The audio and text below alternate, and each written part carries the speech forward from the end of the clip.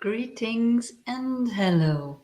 This is Ayya Phalanyani speaking from Germany, Aninja Vihara. Welcome and hello to today's Dhamma discussion or Dhamma talk. As always, as we should make it a daily practice, or you should make it a daily practice before you go to work, but at least as is practice every Wednesday, you should sit down, upright, relaxed, and start to focus on your breathing. Good morning, AS. I don't know who that is, but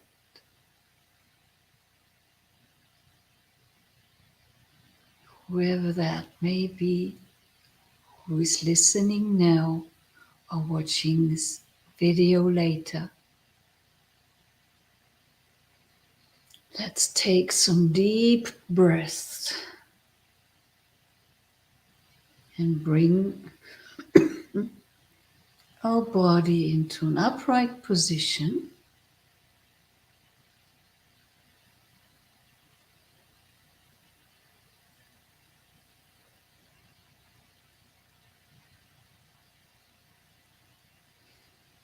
I explained it many times why it is so important to keep the upper body upright. Maybe you go through some pain and muscle ache in order to learn to sit upright. But once your muscles, sinews, and skeleton get accustomed to being upright, a lot of pain from squeezed organs or a lot of pain from bad posture will just disappear. So I encourage you to keep trying to be upright, and of course also to be relaxed and open mind, an open heart, a relaxed body, and a relaxed mind.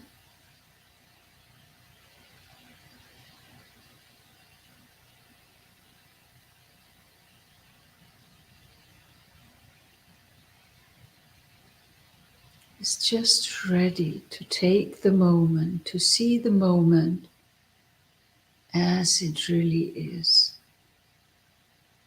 because nothing is held back, nothing is assumed. It's just this present moment where we know that we are sitting there. We're sitting, and we know just sitting. And we can say in our minds, sitting.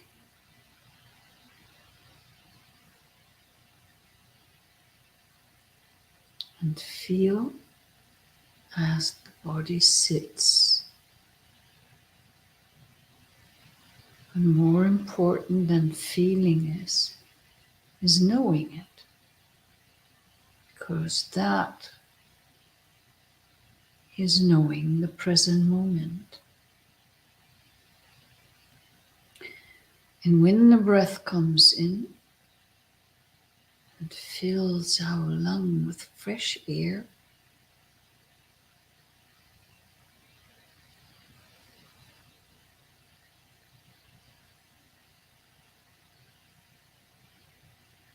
We know the rising of our abdomen or the rising of our belly or the rising of our chest, depending on where we put our focus. I would always suggest to put the focus on the belly, on the lower belly, because that makes you good, grounded.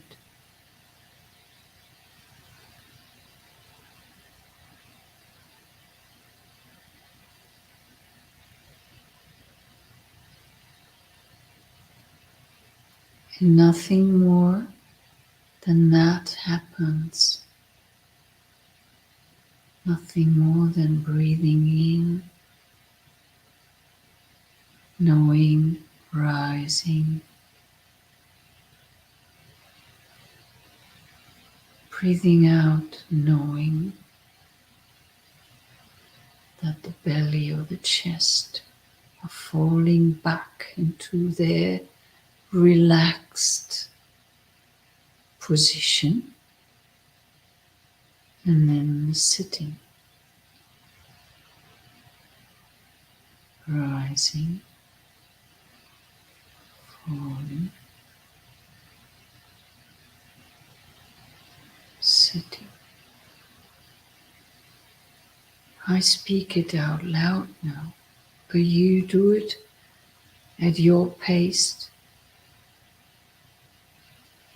and you say it in your mind.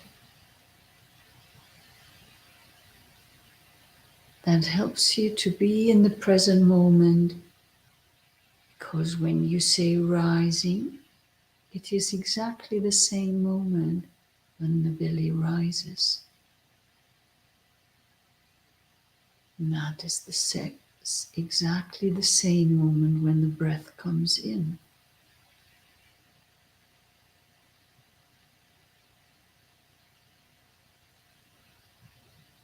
Falling,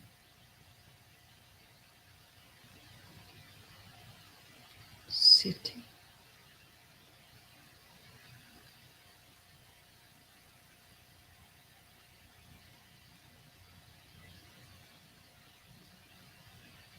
Should any thoughts arise,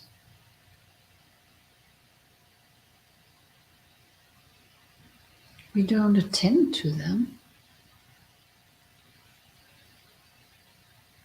Just take note and bring the focus back on the rising, falling, and sitting.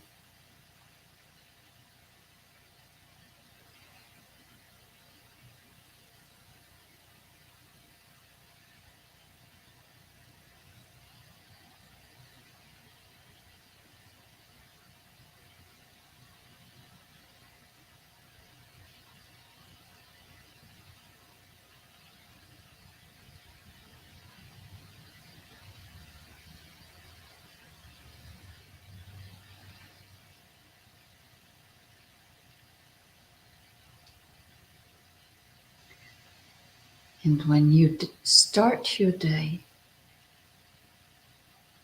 whatever lays ahead of you,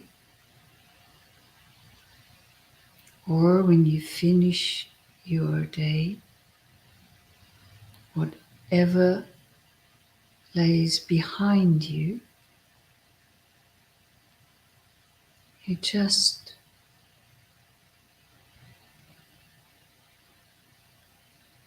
stay in the present moment,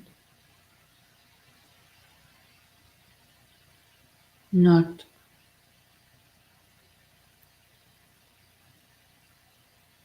thinking of the past, nor thinking of the future, just now, now, now. this moment, now, every single now that we experience is the moment where we have a chance to live our life 100%.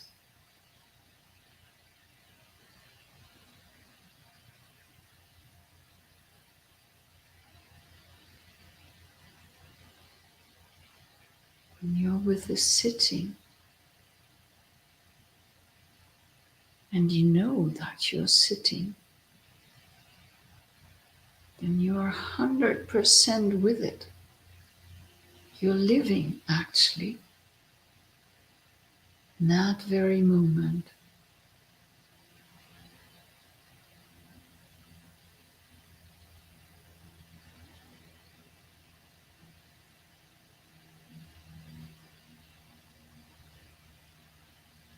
And in that very moment,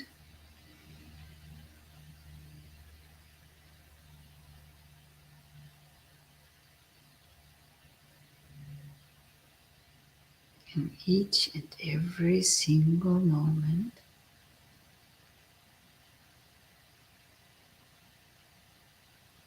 when we are aware, when we are mindful,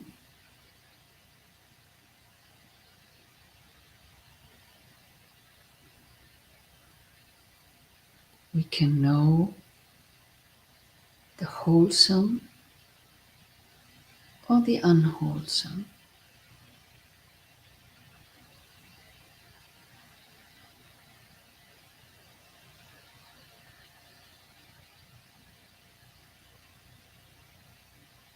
We can avoid and abandon the unwholesome and to cultivate the wholesome.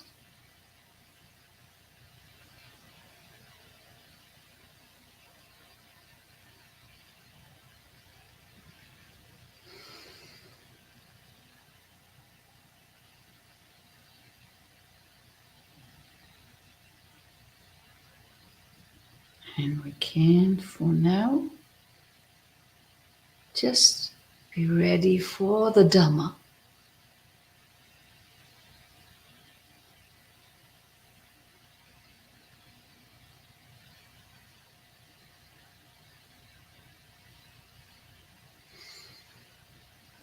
And again, greetings to all of you.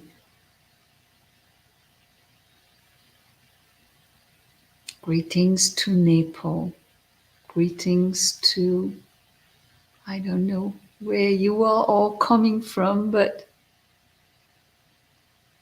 to that time and to that place, I send my blessings. So, today, no sutta that we're talking about. There were questions last time when we left it off. So, we're going to talk about those questions. And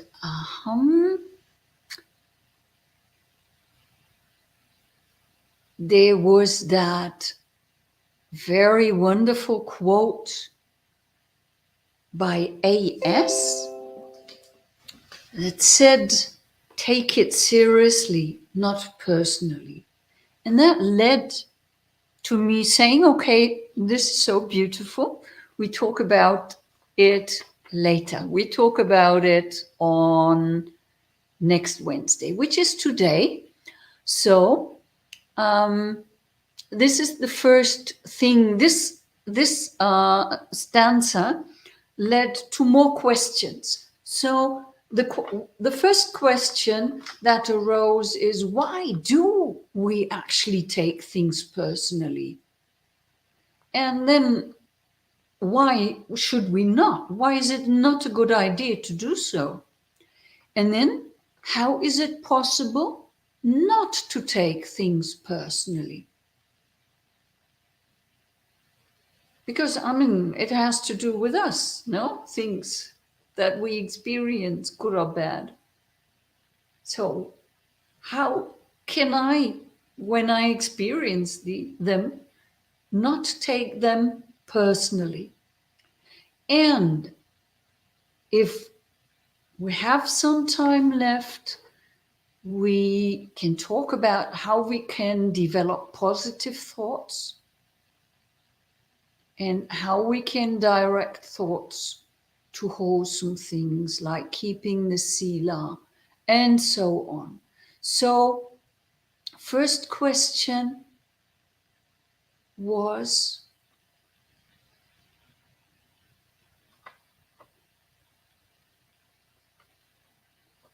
um,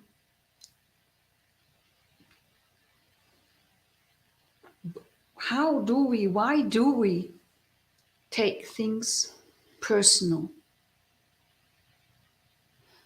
And a very simple answer to that, in brief, I mentioned last week already.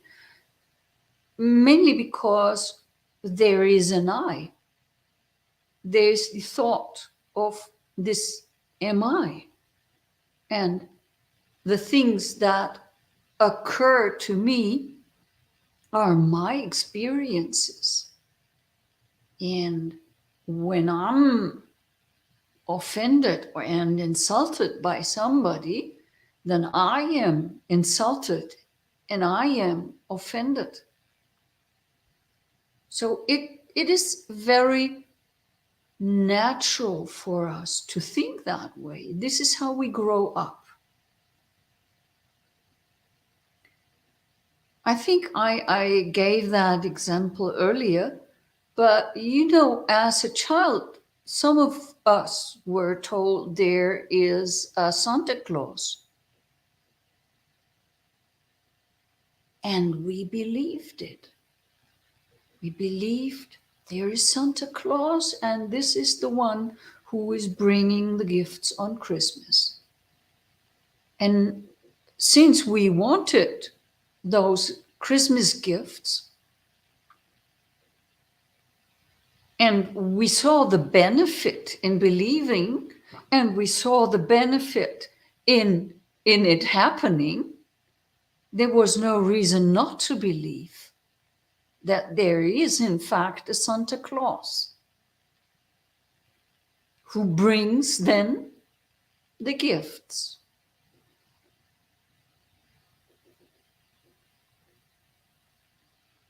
And then maybe one day it occurs to us, there is no Santa Claus. And we notice that our parents are getting the gifts and are hiding them in the closets and wherever.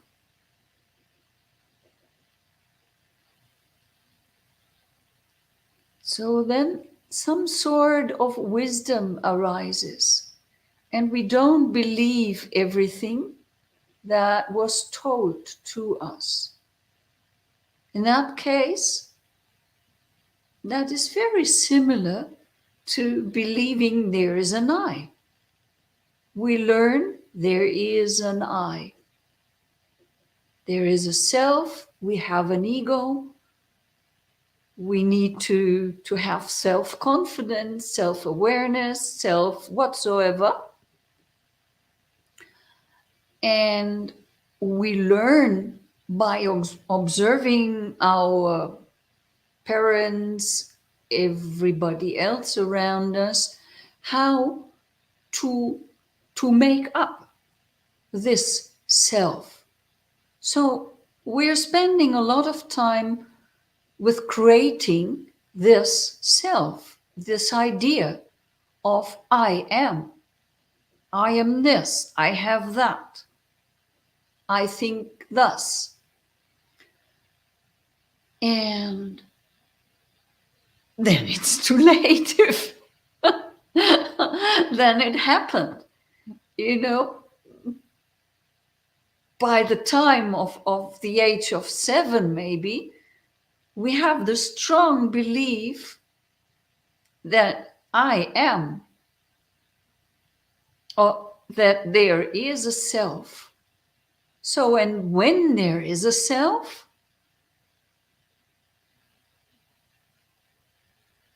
then everything must be taken personal.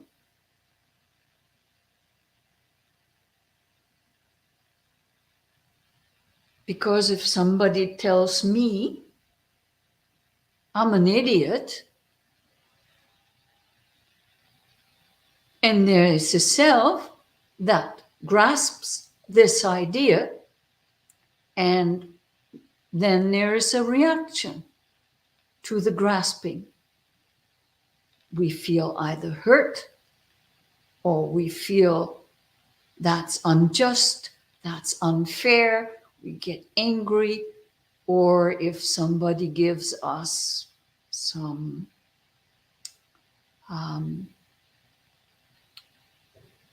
talks good about us, it says, well done, you are so wonderful. And so then we feel elated and we feel great and so on. Because of our very not innate, but learned and experienced sense of self. It is not innate, that's this sense of self. And it is not that this sense of self must be like that. It is a thing that we learn. If it were not to learn, if we could not change that, then we could forget about enlightenment. But we do make this up, this feeling of there is a self, and we grasp onto everything that is just coming nearly, that touches our senses. The sense of the eye, the sense of the ears, the nose, the tongue, the touch, and the thought.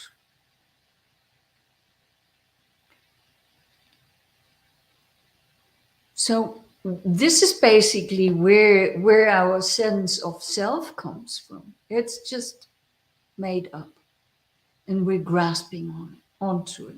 We're holding on to it. This is why we take things personal.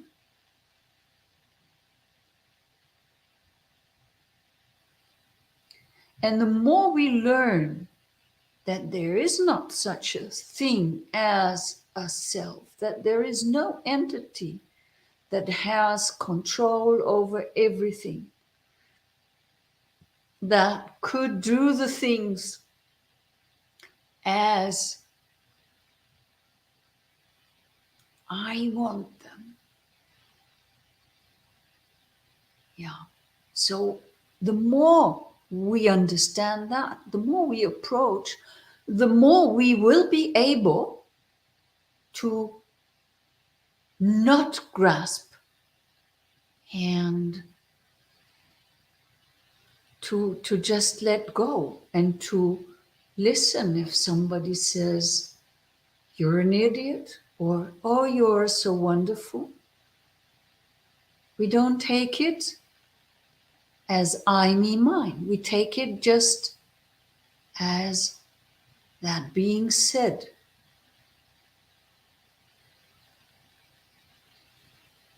Just as words spoken, or better even, just as hearing, hearing, hearing.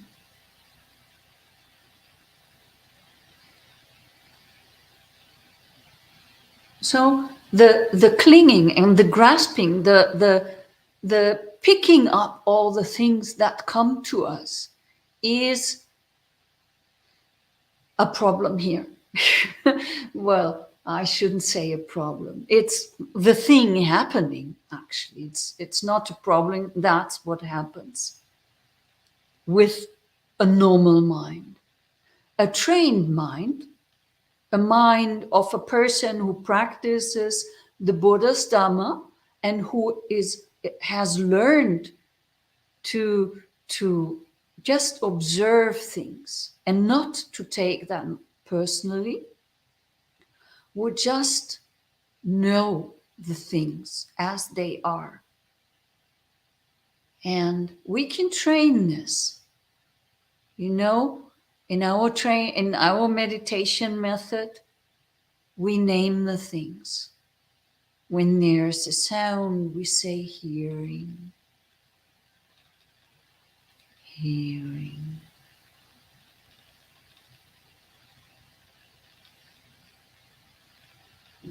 Hearing. And we don't add anything and we don't take anything away. We just note when there is a sound. Now there is none. We just note hearing in the event of hearing.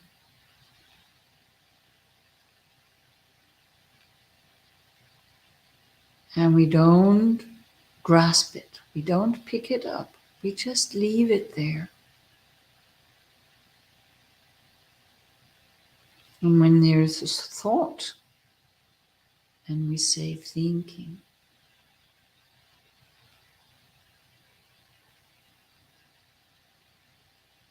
thinking,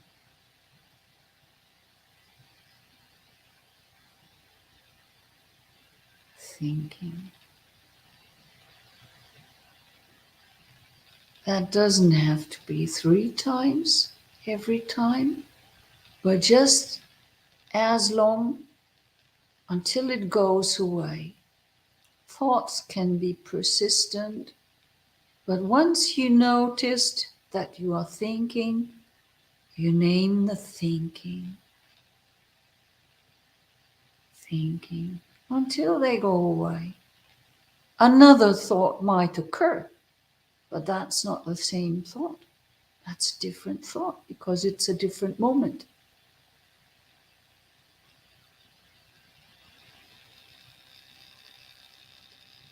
And when you do this, when you train this, or when you train like this, what happens is that your mind gets used to picking these things, not picking these things up, but to just let them be where they are.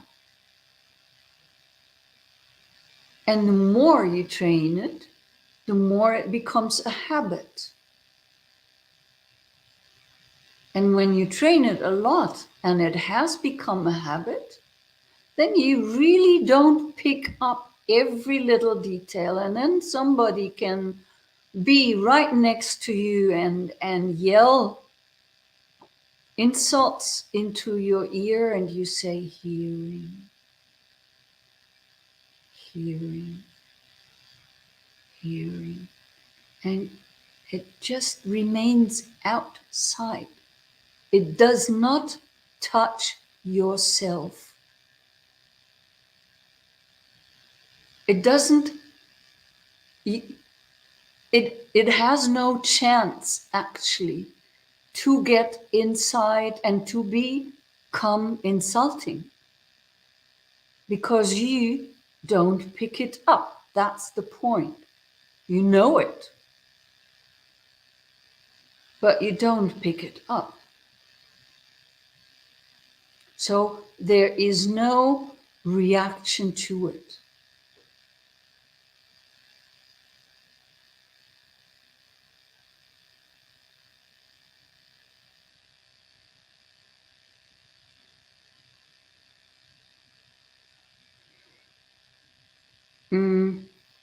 And then you learn by this not to take things personally, because you just can let them there where they are.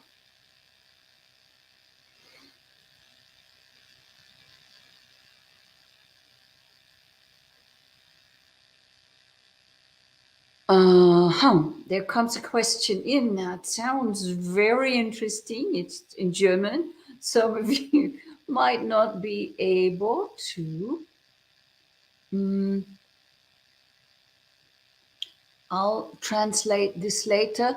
But I think this is so far for the question why we take things serious and what to do, how not to. It's really this training of the mind not to pick up everything that is thrown towards us. You know, if there is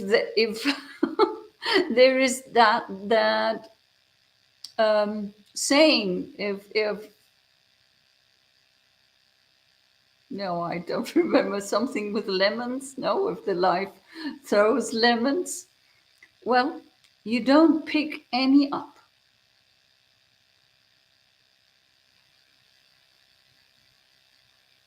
But you stay with the present moment, whether that be breathing in and out or naming what is actually happening, that you can do. If you have here,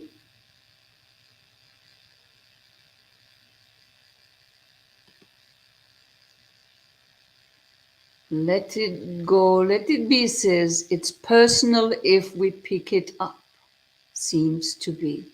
Yes, it becomes then personally.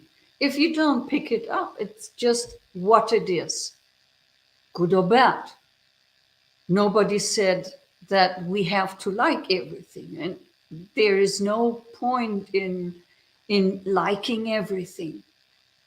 There is no point in disliking everything either. The point is just let things as they are. There is no need to pick anything up. It's just that we learned to do so. It's just that we learned to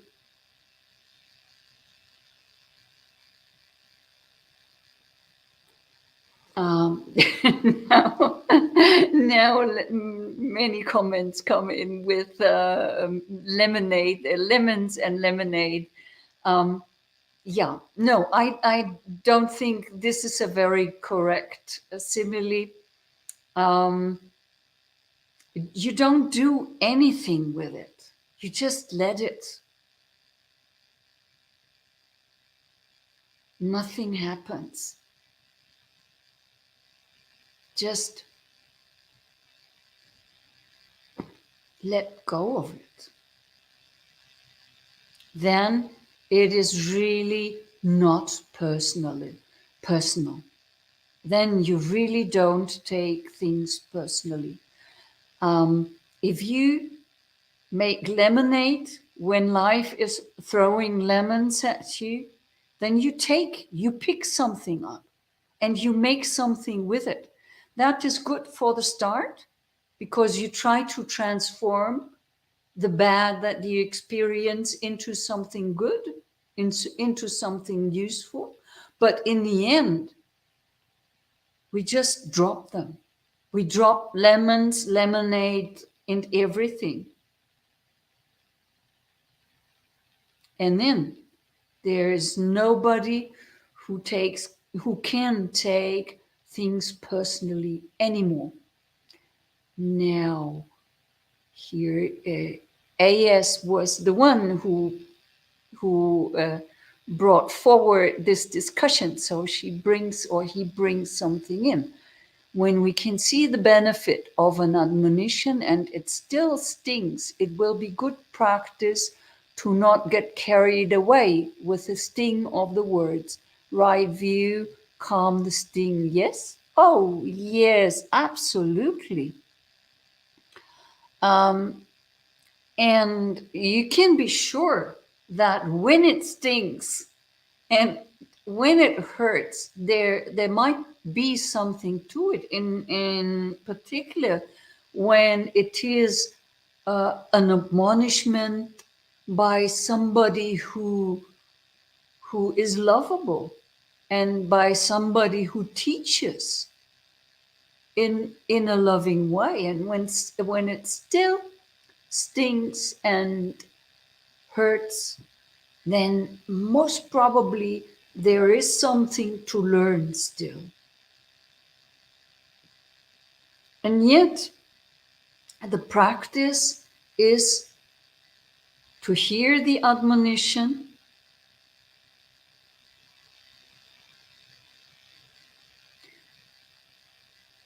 to understand the words,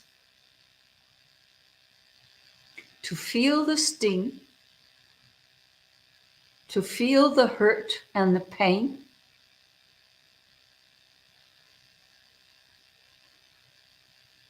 and to investigate the words. Is it wholesome or is it unwholesome? Was it spoken with a wholesome intention or with an unwholesome intention? When it was spoken in a wholesome way, with an wholesome intention, then no matter how much it stings, you shouldn't get carried away, actually. Yes. You just should feel the pain of the self, because it's not the words, it's not the admonishment that hurts. It's the self that that says, but I know, but I feel hurt. And it's just really the sense of self. If there is no sense of self, there's nowhere for any hurt, for any harm to take hold of. So the less sense of self in the Buddhist way you have, the less admonishments will hurt you. So be aware of it budging and disturbing and so on, and feel the hurt of the admonition and learn from it. Really, we are likely not wanting to notice suffering, but this thing that you are talking of, which comes from the self, from the thought, oh, my ego has gotten a scratch or so. That is suffering. Watch that suffering. This is so valuable. This is such a good teaching, and you could develop so much from that. When observing that stinging, itching feeling, and learning to let go of it. And it's not only right view will calm the sting. Right view, of course, helps. But on the other hand, also, when the sting calms down and when you learn to not take things personal in the way I described earlier, then right view arises and it will automatically not sting so much anymore.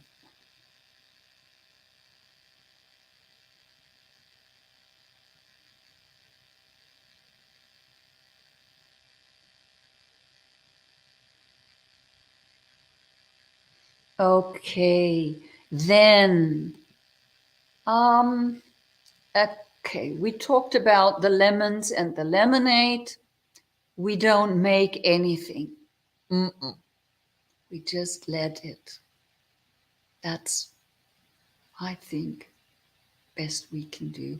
Now we have, before we go to the next question that we had from last week, I would pick up a question that came in German. Liebe Ayya Phalanyani, ist Parinibbana das gleiche wie die Vorstellung vom Tod im materiellen Sinne? In Klammern, schwarz, nichts für die Ewigkeit oder nicht? Du kannst gerne in Englisch antworten.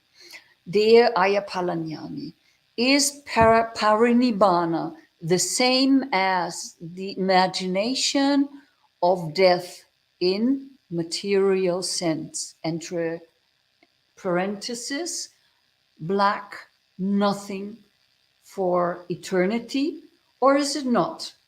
You can answer in English. Okay, I will then answer in English. Try to. Well, I personally have not experienced parinibbana, so I can't say for certain. But as far as I understand the teachings, it is not the same.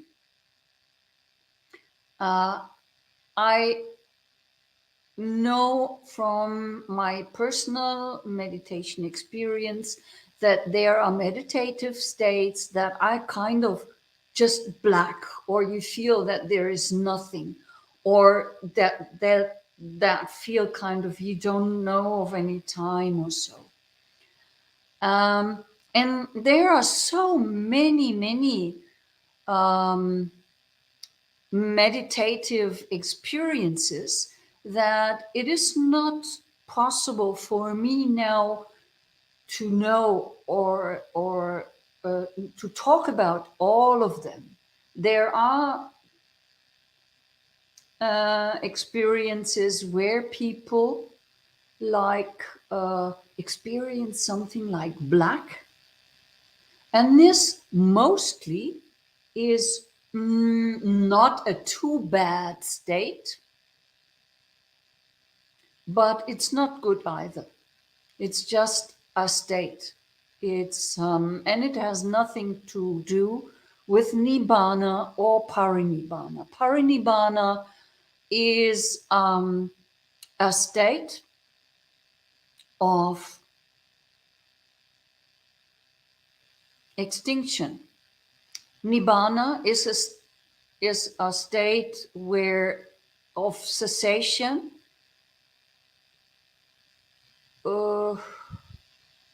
where the life force is still active. We have discussed that in the former weeks. So if you want, you can listen to those talks.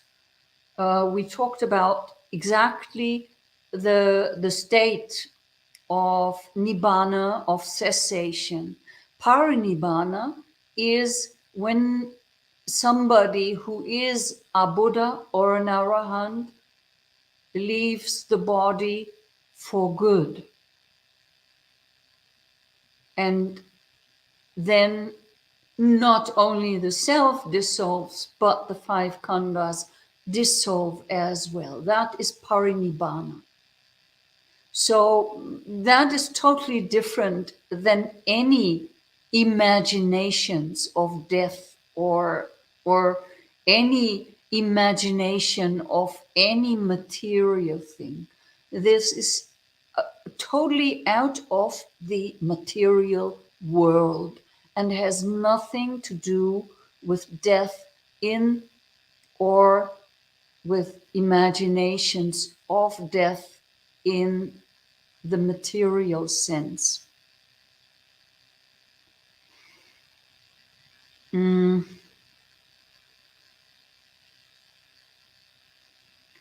So then those experiences where somebody has some black also, where I said it's neither good nor bad. It's it's not really a meditative state. When it becomes black, it's mainly, say, a parked mind state. There is,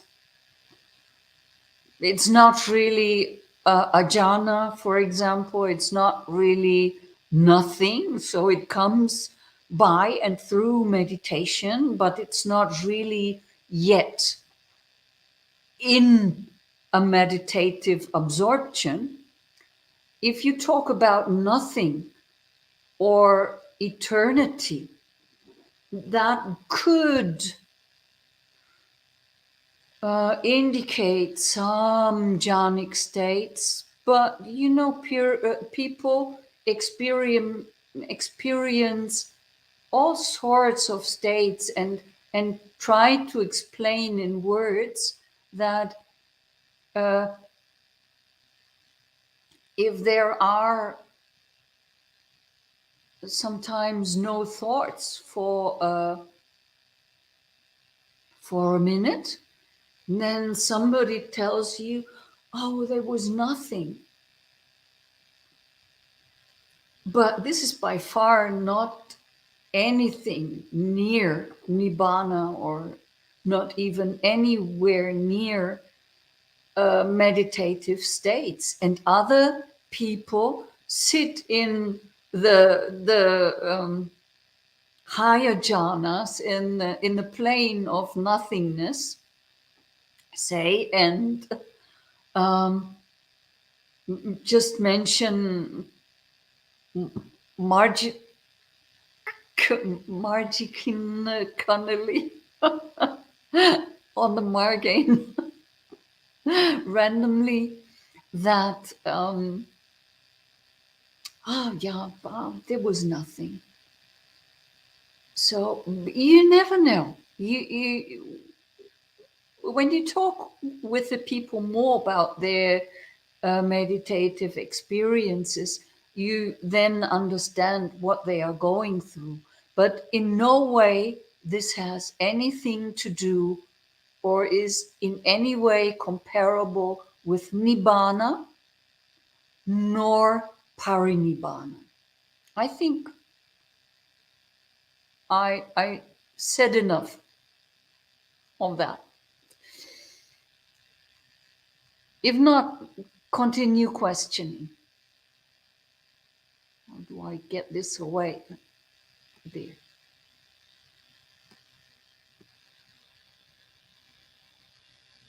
Yes, just mentioned to what I said earlier, that so we can clear the path for right view. Exactly, that's what we do. We clear the path. And the clearer the path becomes, the closer we get to right view, the less we take things personal. Because the more we understand that really there is not such a thing as a self. There's another question. I recently asked a minister for a little help. I asked if I had thought about getting a job. I picked it up and felt unheard as a retired 96 sorry, I wanted to make you a few years later, a 69 years old that has worked hard all my life. That is somewhat bitter. Let it go, let it be. That is bitter. If you are a person who has worked and who is in retirement with 69, and is being told to getting a job, that is really, I would actually feel unheard and offended also. There, surely a sense of self. I understand that the sense of self arises in you with that. Yet, I would never ever say that this minister had any right to say that, or is in the right to say that, or gave you a good advice or anything. I'm far away from that. But that's the minister's karma. Let's put it that way. That the minister has to deal with. You have to deal with your feelings of being hurt and being offended. And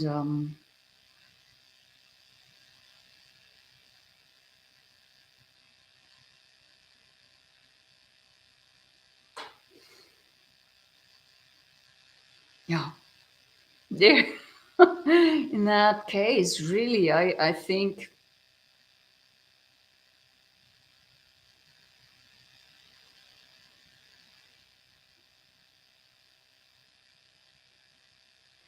what you can do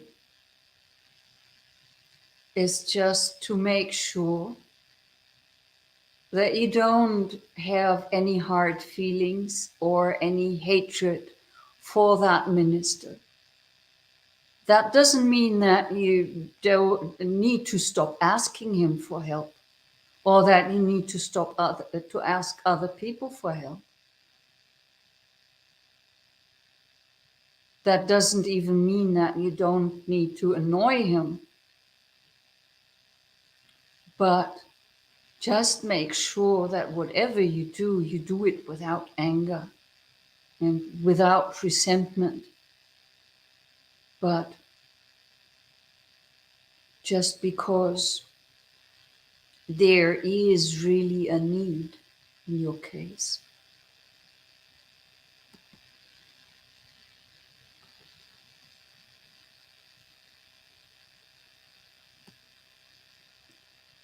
So,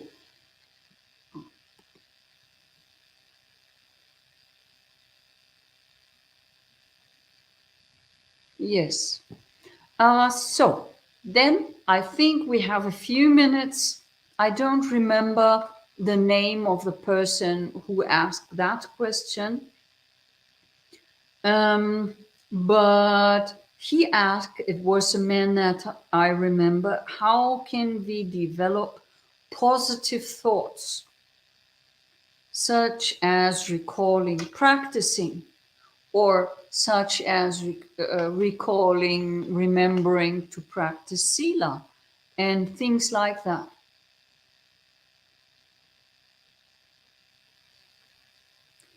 I think the most important thing is that we make sure that this is what we think is right. The Buddha very, very often in the suttas or in the Vinaya gives examples of how we should think, of what we should think in a specific situation. And it's really that we have to put the right thoughts into our minds. And there's nobody else apart from us who could do that. The problem here is that we let so many things invade our mind, that we listen to radio, to music, watch televisions, get involved into chatter. That there's so many, so plenty influence, so many input that it is really, really hard to sort out our thoughts. So a good determination helps. So we need to determine and do this maybe in writing, a determination. I want to practice. I want to follow the 5 precepts.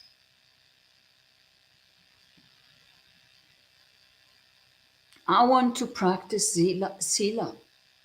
I want to do good things. I don't want to do unwholesome things.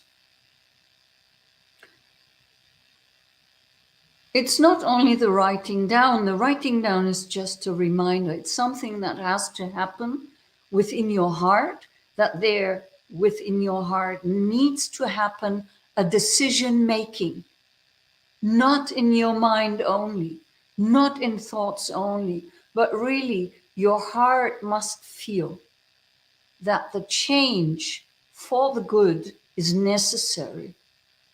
And then it's easy. Then you will remember. When it's not yet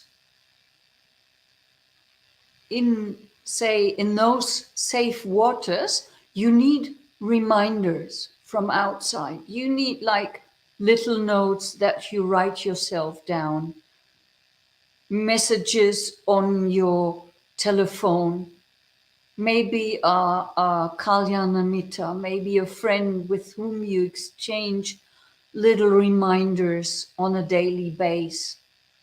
Not like group chats when there is one annoying person sending a daily meme with greetings, Monday greetings, or whatever.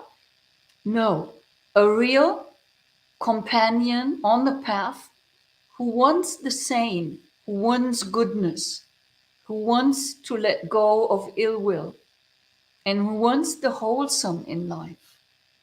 So with that person, with such a person, this helps really, really tremendously. You can exchange messages. You can make yourself reminders. You can write yourself something on the mirror that you see it every morning when you wake up. You can have you can leave yourself a message as a telephone ringtone. You can record ringtones or messages, and then you just listen to them, or you can have somebody else record something for you. So these are external things, but there are so many other external sources of disturbance that in the life that you are living out there in this world, it is good to have these reminders. And once this comes deeper, this idea settles within your heart, then things will be much easier. But they never, until most probably enlightenment, I don't know, I'm not there yet, it will become easier, but it will still always be difficult, because until we are a non-returner, our greed, hatred, and delusion are at work and obstructing us. So once we have those little reminders from the outside, next thing would be that we have that we develop a daily practice that we, for example, set a time, that we have an appointment with ourselves, like a date, and we should really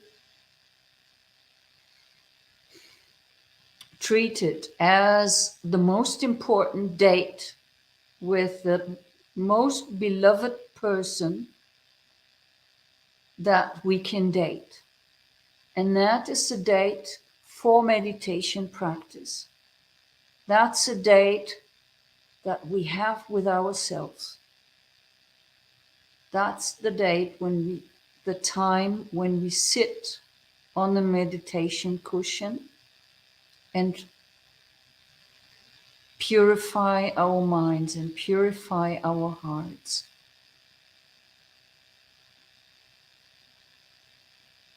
Okay, I think I leave it at that. We see each other next week. Don't know yet what we will be talking about, but there surely will be something. Okay. Many, many blessings to you. Be well wherever you are. Bye bye. You too. Have a great day.